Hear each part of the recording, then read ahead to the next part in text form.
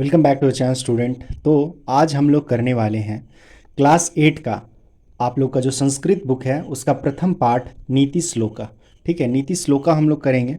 आप लोगों का जैसे बहुत लोगों का कमेंट था कि संस्कृत पढ़ाइए सर, तो संस्कृत से आज हम लोग फर्स्ट चैप्टर से स्टार्ट कर रहे हैं। तो इसमें हम लोग लाइन बाय लाइन सबसे पहले जो दोहा दिया गया है उसका अर्थ को समझेंगे, और उसके साथ ही क्वेश्चन आंसर जो इसमें आया हुआ है इसको भी हम लोग देखेंगे।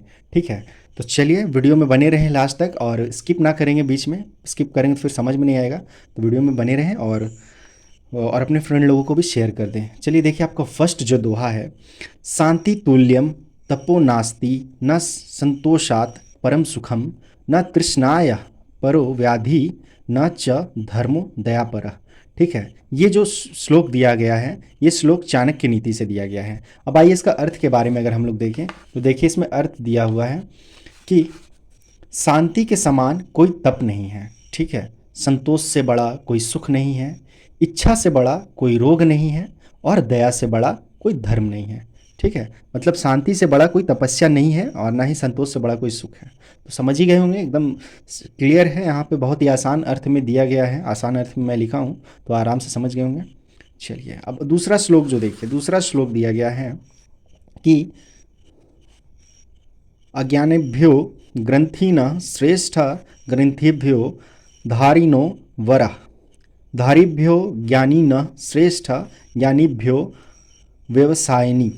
ठीक है, व्यवसायिन। ठीक है, ये दिया गया है मनुस्मृति से। तो मनुस्मृति से देखिए इसका अर्थ क्या है। इसका अर्थ है अज्ञानियों से ग्रंथ वाले श्रेष्ठ हैं। ठीक है, और ग्रंथ वाले से अज्ञानियों से ग्रंथ वाले श्रेष्ठ है, और ग्रंथ वाले से उसे धारण करने वाले श्रेष्ठ हैं। ठीक है, यानी पहले देखिए, जो अज्ञानी है, अनपढ़ है, तो उससे अच्छा ग्रंथ वाले हैं जो इनके पास पुस्तक है। और ग्रंथ वाले से श्रेष्ठ उससे अच्छा कौन है, जो ग्रंथ को धारण किए हैं, दैट मीन्स उसको पढ़े हैं। और फिर धारण करने वाले से ज्ञान वाले श्रेष्ठ है। अब जो सिर्फ धारण किया नहीं, उससे भी जो जिसको उस किताब के अंदर, ग्रंथ के अंदर का नॉलेज है, वो श्रेष्ठ है। ठीक है, और ज्ञानियों से सद्व्यवहार में लाने वाले श्रेष्ठ हैं। तो फिर ज्ञानियों से जो, उस कहने का मतलब है कि ग्रंथ में जो बातें कही गई उसको जो अपने जीवन में व्यवहार में लाए हैं वो उससे ज़्यादा श्रेष्ठ हैं। ठीक है, फिर आइए तीसरा जो श्लोक है उसमें दिया है घृति क्षमा दमोस्तेयम चौषम मिंद्रिया निग्रह धीर्विद्या सत्यम क्रोधो दश काम धर्म लक्षणम। ठीक है, ये भी मनुस्मृति से ही दिया गया है। इसका अर्थ देखिए, धैर्य क्षमादम चोरी ना करना, इंद्रियों को वश में करना, पवित्रता, बुद्धि, विद्या, सत्य और अक्रोध से धर्म के 10 लक्षण हैं। ठीक है, ये 10 लक्षणों के बारे में बताया गया है। फिर आपका है कंदेह फले फले मुनिवरा क्षपयन्ति कालम संतोषम एवं पुरुषस्य परम निधानम। ठीक है, ये जो श्लोक है इसका अर्थ देखिए, तो मुनिवर कंद और फलों से समय को व्यतीत करते हैं, संतोष ही मनुष्य का श्रेष्ठ आश्रय है। ठीक है, तो संतोष ही मनुष्य के लिए सबसे अच्छा, इंसान को श्रेष्ठ मतलब श्रेष्ठ बनना है तो संतोष करना पड़ेगा।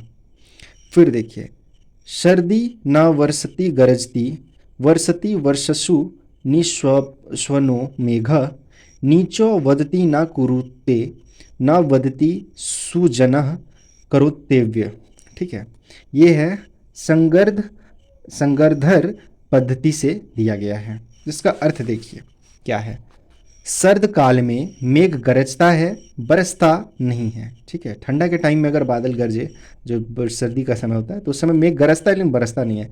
वर्षा काल में शांतिपूर्वक बरसता है, जब बरसात आता है वो चुपचाप बरसता है। नीच लोग केवल बोलते हैं, कुछ करते नहीं हैं, और सज्जन बोलते नहीं हैं, केवल करते हैं। ठीक है, तो यहाँ पे नीच लोग के बारे में बता दिया गया कि जो छोटे लोग होते हैं वो सिर्फ बोलते हैं लेकिन काम कुछ नहीं होता है। ठीक है, चलिए आगे देखिए। आगे है आपका हाँ, एक श्लोक यहीं पे बच रहा है हम लोग का। षड्दोषः पुरुषे नेह हातव्य भूति मिच्छतरा निद्रा तंद्रा भयम क्रोध आलस्यम दीर्घसूत्रता। ठीक है, ये मित्र लाभा से लिया गया है। इसका अर्थ देखिए क्या हो जाएगा। देखिए इसका अर्थ है कि निद्रा तंद्रा भय क्रोध आलस्य और कार्य टालने की प्रवृत्ति, यह 6 दोष समृद्धि चाहने वाले पुरुषों को छोड़ देना चाहिए। ठीक है, यानी जो समृद्ध होना चाहते हैं, सक्सेस पाना चाहते हैं, उन लोगों को नींद, तंद्रा और भय, जो डर है, क्रोध है, आलस्य है, ये सब, और कार्य को जो टालना कि आज नहीं कल करें, ये सब चीज़ को छोड़ देना चाहिए। तभी वो ये जो 6 दोष हैं इसको अगर छोड़ देंगे तो वो पुरुष जो है, वो पुरुष हो महिला जो भी हो, वो सक्सेस कर सकते हैं। ठीक है, समृद्ध हो सकते हैं। तो ये हमारा पाठ का जो श्लोक था उसका अर्थ हो गया। अब अर्थ के बाद जो हम लोग का कुछ प्रश्न उत्तर है, जो भी चीज़ दिया गया है उसको हम लोग देख लेंगे। यहाँ पे बहुत सारा शब्दार्थ दिया गया है। उम्मीद करते हैं कि सबके पास बुक होगा। अगर जिनके पास बुक नहीं है तो वो यहाँ पे पॉज करके चाहे तो इस शब्दार्थ को लिख करके याद कर सकते हैं। ठीक है, अब आ जाइए तो यहाँ पे क्या दिया हुआ है, क्वेश्चन जो स्टार्ट हुआ है उसमें पहले कहा गया है कि पाठ है दत्तानाम पद्यानाम सस्वर वाचनम कुरुत कुरुत। ठीक है, तो सस्वर वाचन करना है, पाठ को पढ़ना है, कविता को पढ़ना है। अब आइए पहला एक पदेन उत्तर। ठीक है, तो एक मैं आप लोगों को सबसे ज़रूरी चीज़ बता दूं, एक पदेन उत्तर अगर आप लोग पढ़ रहे हैं तो इसी से ऑब्जेक्टिव भी क्वेश्चन बनता है। ठीक है, तो इसको बढ़िया से आप लोग देखिएगा, इससे आपका ऑब्जेक्टिव भी क्लियर हो जाएगा। देखिए क्या है पहला क्वेश्चन कि शांति तुल्यम की नास्ति। तो शांति तुल्यम की नास्ति, तो यहाँ आंसर आप लिखिएगा तपः। ठीक है, एक पदेन उत्तर। फिर धर्मस्य कति लक्षणानि, तो 10। ठीक है, नेक्स्ट ज्ञानीभ्य के श्रेष्ठ, तो व्यवसायिन। ठीक है, फिर एक सेकंड जरा सा हम लोग देख लें क्या था हम लोगों का यहाँ पे जो दिया गया था, एक दोहा है हम लोगों का। हाँ, यहीं पे आंसर है। चलिए, हम कंफर्म करना चाह रहे थे कि ज्ञानियों से श्रेष्ठ कौन है, व्यवसायिन। ठीक है, तो चलिए सही है। वो एक वन वर्ड है, सीधा एक पद में उत्तर देना है, ज़्यादा नहीं। फिर देखिए घ क केवलम वदति न करोति, तो कौन लोग से बोलता है करता नहीं है, तो नीच नीच लोग से बोलते करते नहीं है। पुरुषेन कति दोषा हत्व्य, तो पुरुष में मतलब कितने दोष हैं जो उसका हित के लिए नहीं है, तो 6। ठीक है, यानी 6। अब आ जाइए, फिर दिया हुआ है रेखांकितम, अच्छा, रेखांकितेभ्य पदेभ्य प्रश्न निर्माण करोति। तो जो रेखा खींचा गया है, जिसमें रेखा दिया गया है उससे प्रश्न निर्माण करना है। तो एक तो करके दिया हुआ है, बाकी देखिए। धर्मस्य 10 लक्षणानि, है ना, धर्मस्य 10 लक्षणानि से क्या क्वेश्चन बनाएंगे, कस्य 10 लक्षणानि, किसके 10 लक्षण है।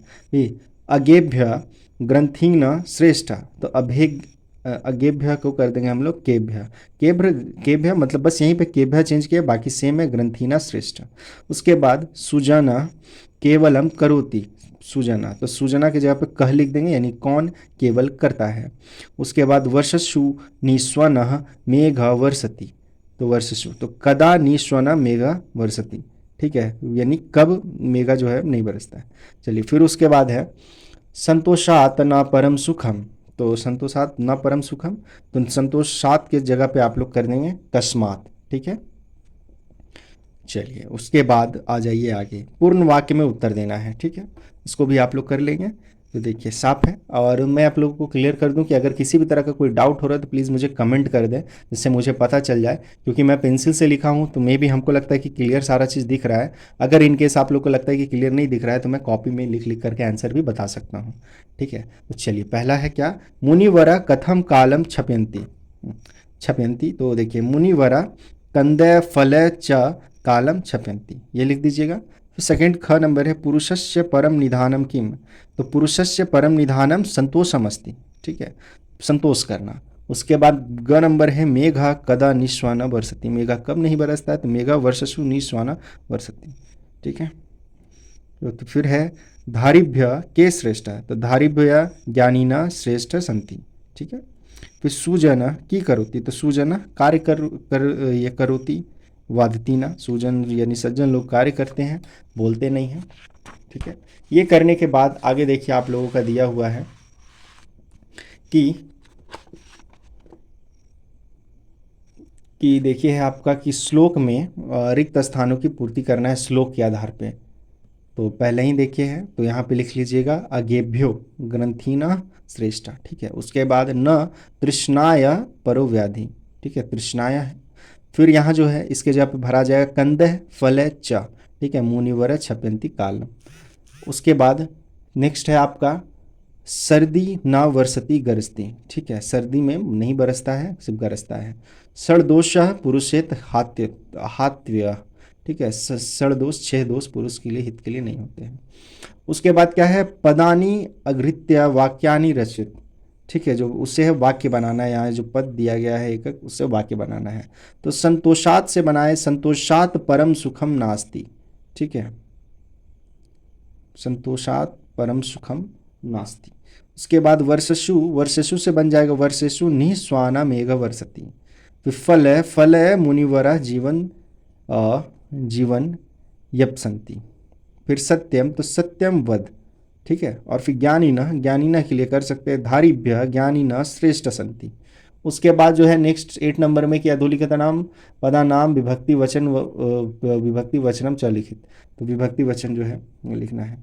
तो देखिए ये जो है संतोषात में पंचमी विभक्ति हो जाएगा, तृष्णाय हमें पंचमी और षष्ठी दोनों विभक्ति होगा, और सर्दी में सप्तमी विभक्ति, फलह में तृतीय विभक्ति, और सूजन में प्रथमा विभक्ति, ये आपका हो जाएगा। ठीक है, उम्मीद करते हैं कि आप लोगों का ये क्लियर हो गया होगा। और नेक्स्ट चैप्टर जो हम लोगों का है कि देख लीजिए, नाद्यम आत्मकथा जो है, इसका आत्मकथा, नदी की आत्मकथा, तो इसको हम लोग नेक्स्ट डे करेंगे। बस आप लोग फटाफट इस वीडियो को लाइक कर देंगे और अपने फ्रेंड लोगों के पास शेयर कर दें, ताकि उन लोगों को भी थोड़ा हेल्प मिल जाए, क्योंकि बहुत सारे स्कूल में पता चला मुझे जैसा कि संस्कृत उतना पढ़ाई नहीं होता है, तो आप लोगों को काफ़ी हेल्प मिल जाएगा। तो प्लीज़ वीडियो को शेयर करें और चैनल को सब्सक्राइब कर देंगे, तभी आप लोगों को न्यू वीडियो का नोटिफिकेशन मिलते रहेगा। तो चलिए फिर हम लोग मिलते हैं नेक्स्ट वीडियो में, तब तक के लिए बाय एंड टेक केयर।